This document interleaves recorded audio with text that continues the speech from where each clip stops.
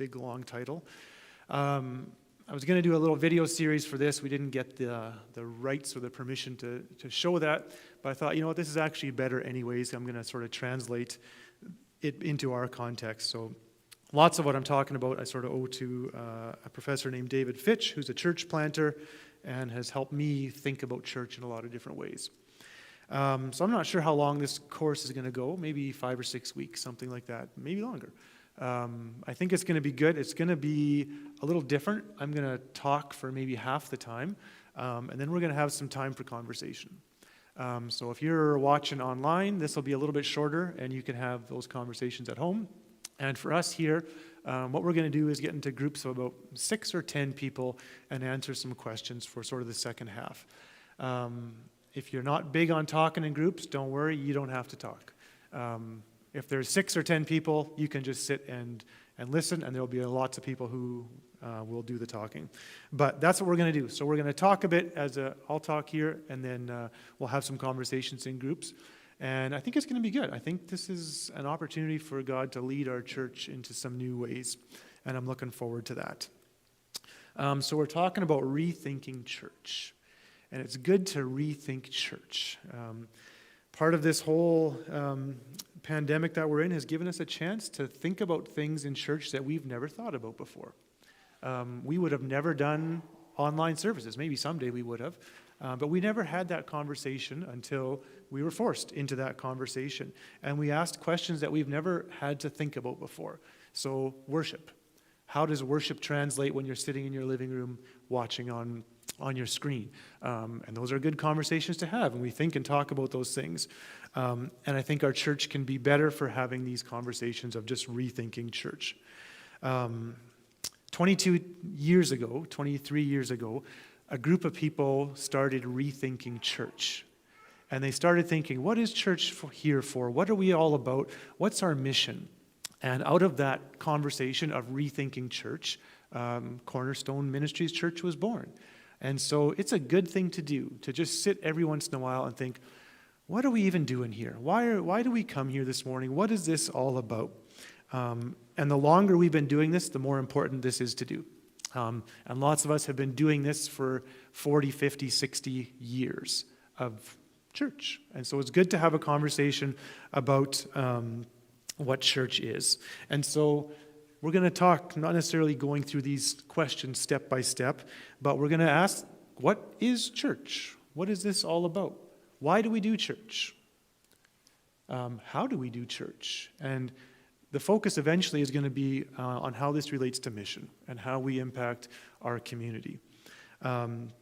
So I think these are good questions to ask. Maybe these seem really simple questions, and you think, oh, I could answer those in 30 seconds. But I think if we dig deeper, we're going to find some new things here and new ways to consider church.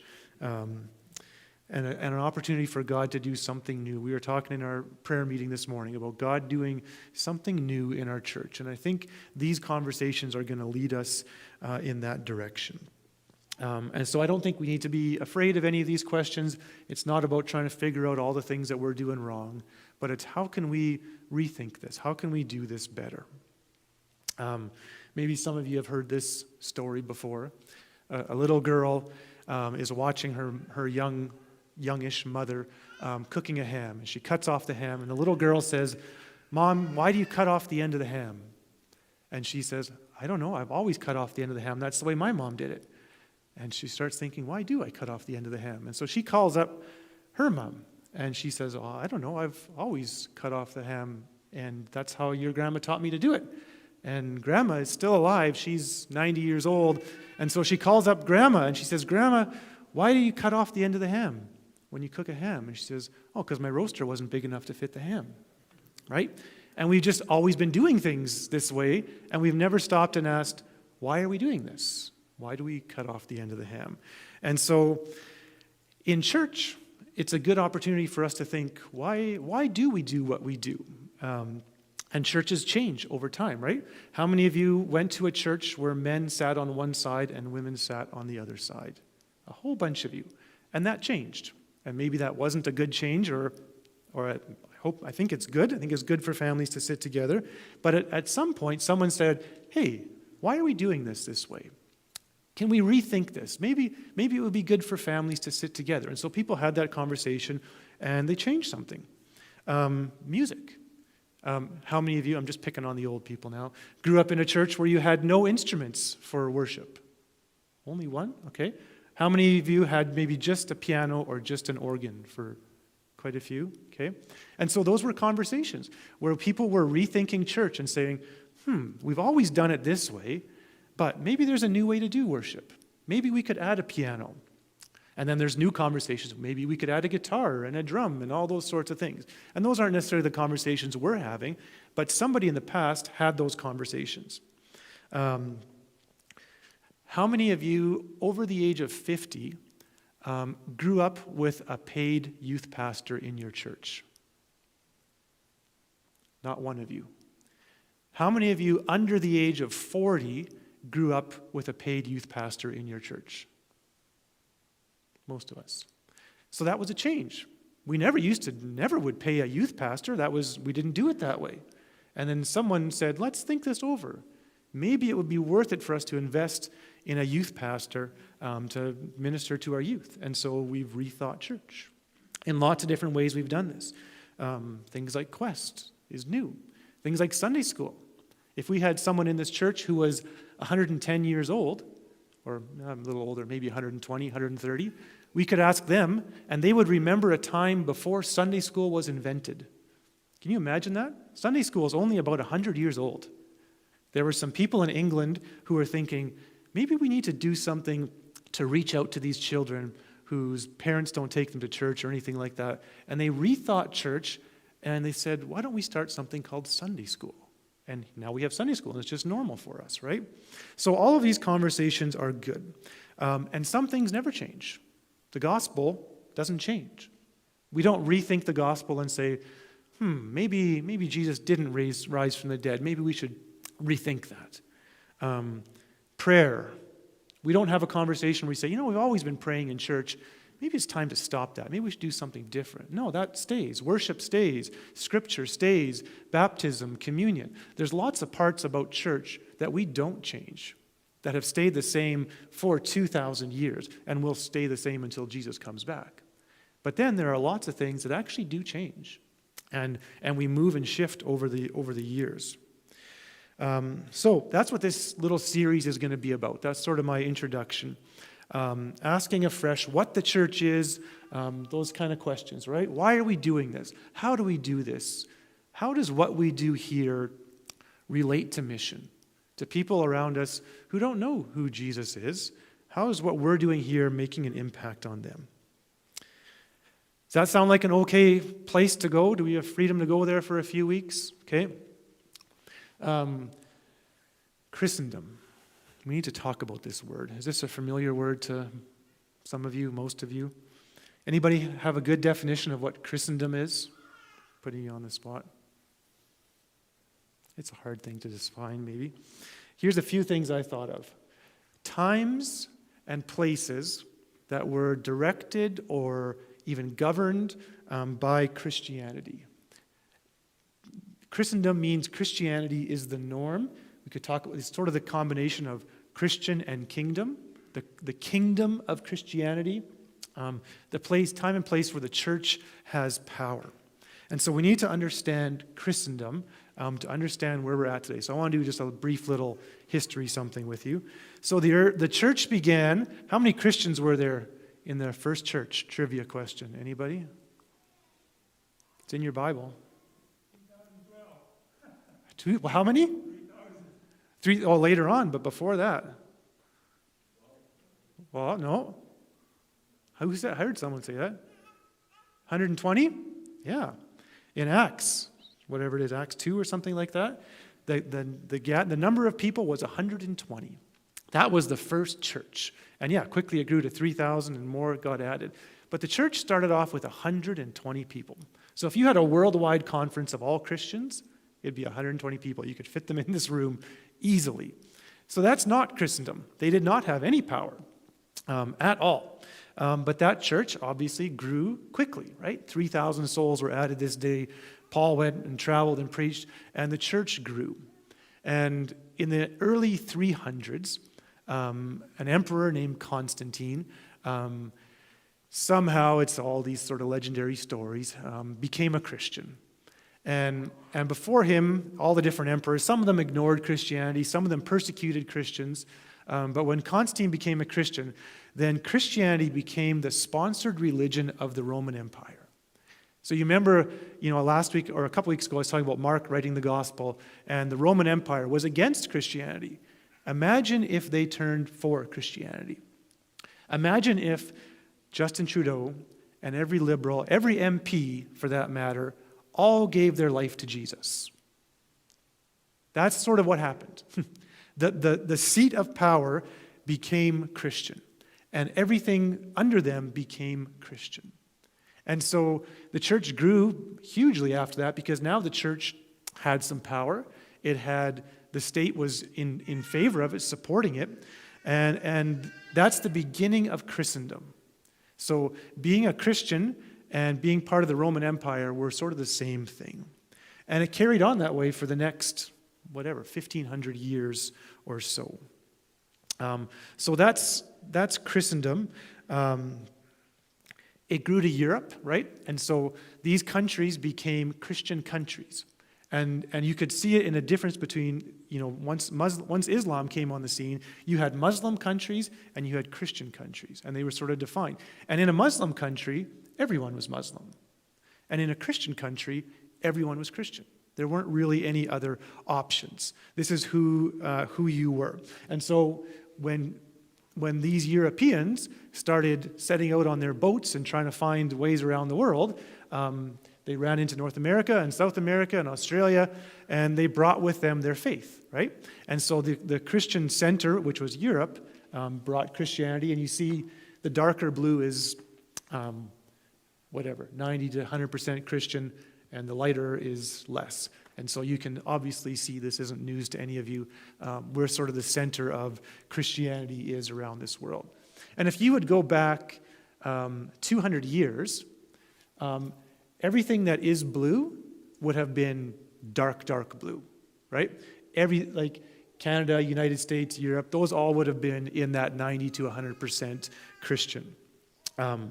So that's Christendom. That's sort of the kingdom of Christianity.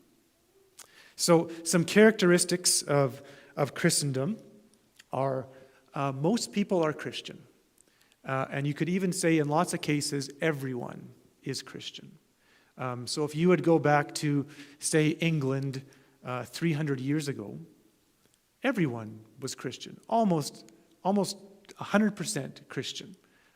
If you would go back to the beginnings of Canada, United States, pretty much every single person was a Christian. That's Christendom. Almost everyone is a Christian. The church has the respect of the culture in Christendom. So if you walk into a room and you're identified as a Christian, you automatically get respect because Christians are respected in that culture.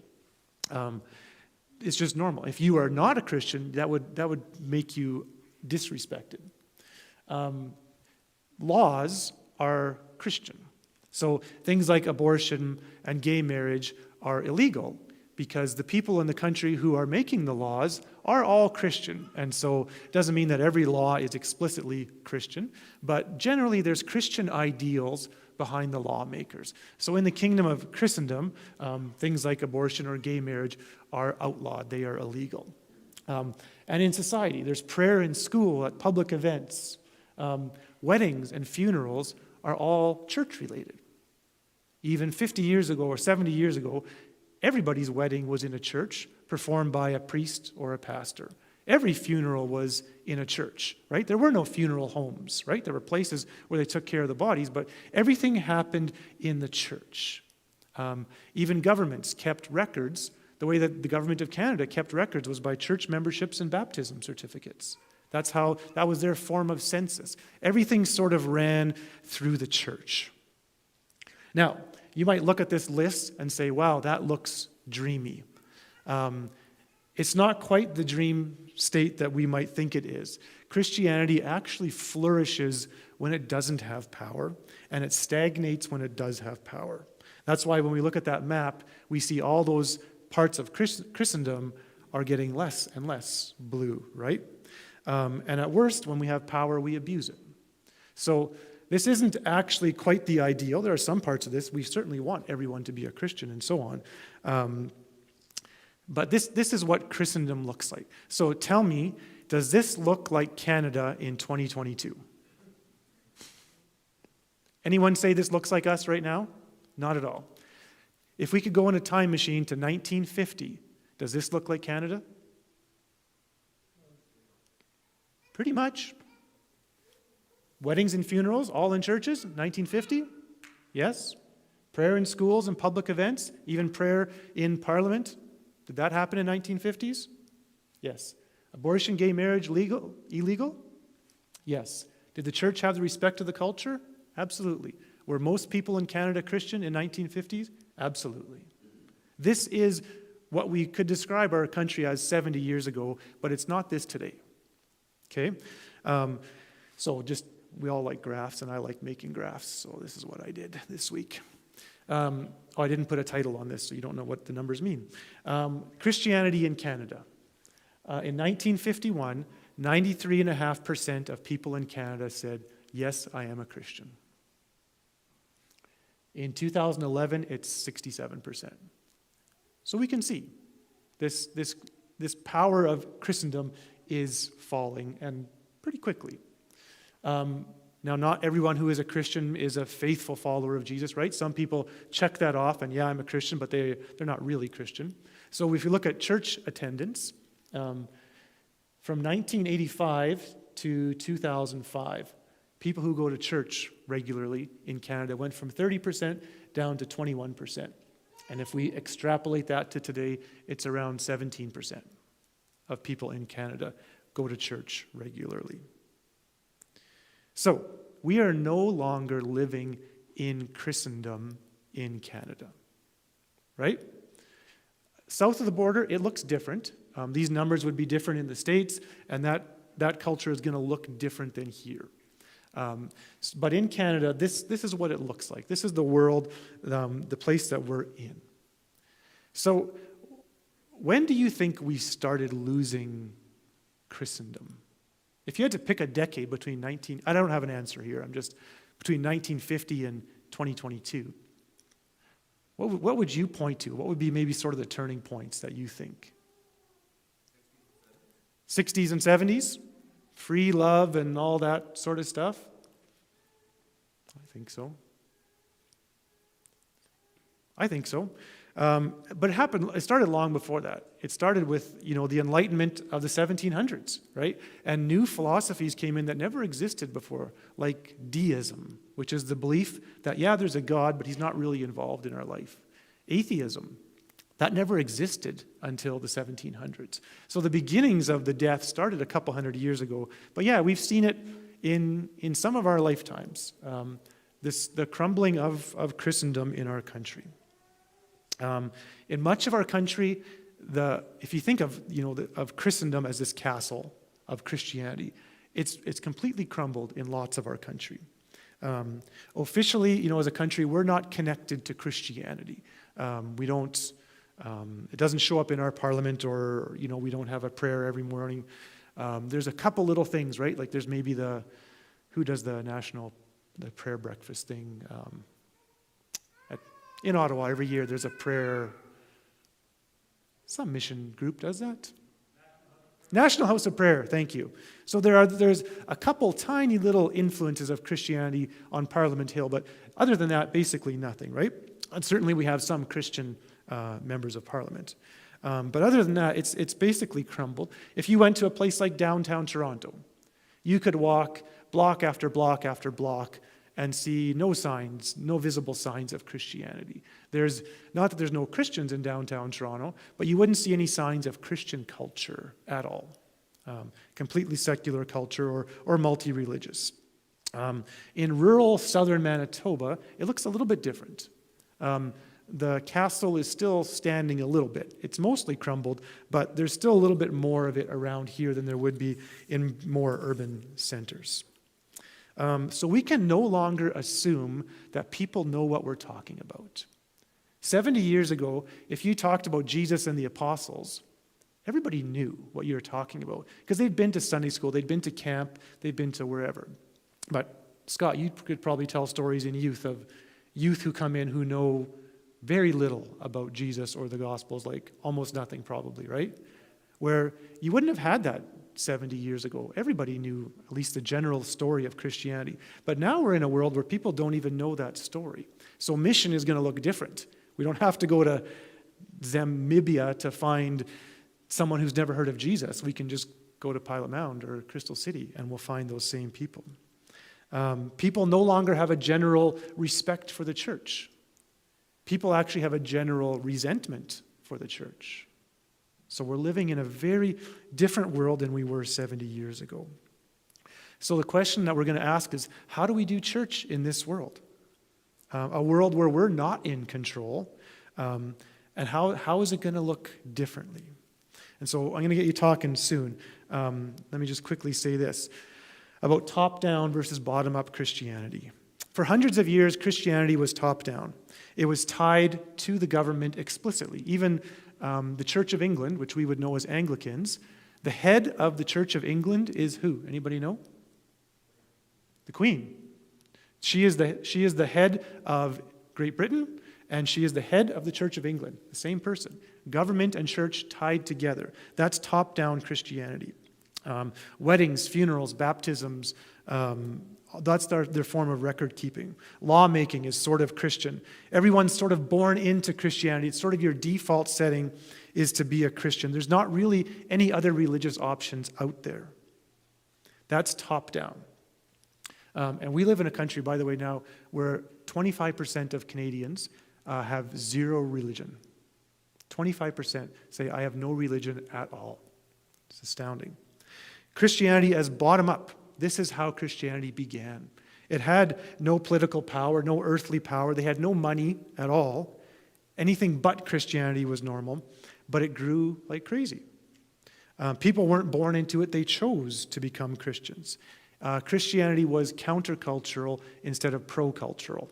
And now we're back to it being countercultural again. We've come full circle in bottom-up Christianity. So this doesn't mean that we give up influencing places of power. We can still vote for Christian politicians. We can still talk to school boards, all those sorts of things. But we got to recognize we are living in a post-Christian world, and we got to figure out how to do church in this context. It might happen that Justin Trudeau and all the MPs give their life to Jesus and change all the laws and make this into a wonderful, Jesus-loving nation. That might happen. I'm going to guess probably not. We're probably going to have to figure out how to do church in a country that doesn't respect church or that doesn't honor our position, to figure out how to do that well. And I'm not really sad about Christendom falling. I think it's good for the church. The church doesn't do well historically when we have power. We abuse it just like anyone else. But when we're robbed of our power, you look at places like China where there's no Christendom. They have no power, they've got no money, they've got no political influence, and they're growing like crazy. And so I don't think this is a horrible thing that we're in right now as a nation. But it's good for us as a church to think, okay, this is where we are. This is the reality. We could live in denial and we can just pretend that Christendom still exists and we can live that way, but I don't think we're going to have much influence. Rather for us to think, okay, this is where you've placed us, God. This is our country. This is our time. How do we influence our nation? And so what I want to do now is just turn to some conversations. I'm going to get you to get into some small groups. I know we haven't done this for a while. It'll be a little bit awkward at first. Maybe it won't be. You know each other. I want you to answer, just talk about these questions in your group for the next 10 minutes. How is our Canadian culture different than it was even 20 years ago, 40 years ago, 60 years ago? What's changing? And not just that we lament, oh, here's all the bad things. What's changing for the good, too? Right? Let's just be aware of what's going on, what's changing around us. How have churches changed? We've talked about this a little bit. How have they stayed the same? Has that been good or has that been bad? We can think of churches who've been maybe on the cutting edge or maybe even too far. And maybe we can think of churches who've lagged behind and they've lost their influence. Where's that line of how we change with the times, right?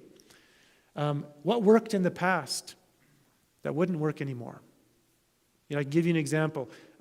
Billy Graham coming to town and filling up the stadium for a crusade. That worked great in the 60s and 70s and 80s. I don't think that would work so great anymore.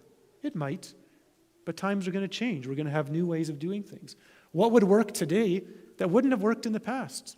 Even what we're doing of live stream, that's an example. That works to some degree today, but wouldn't have necessarily worked 70 years ago. So I want you to get into some groups, no less than 6, no more than 10. And I want you just start some conversation about this. And maybe if one person can sort of be the recorder and just maybe jot down what some people in the group are saying. And we're just going to, I think what we're going to do, we're just going to spend the next 10 minutes doing this. And at the start of next week's class, we'll have those reporters just share some of their thoughts with the rest of the group, okay? So someone be designated to write, just be a secretary. Get together, groups of 6 or 10, and talk about these questions. Just start this conversation. Sound okay? Okay, go. Just find there's probably 2 groups on this half and probably 3 groups on this half.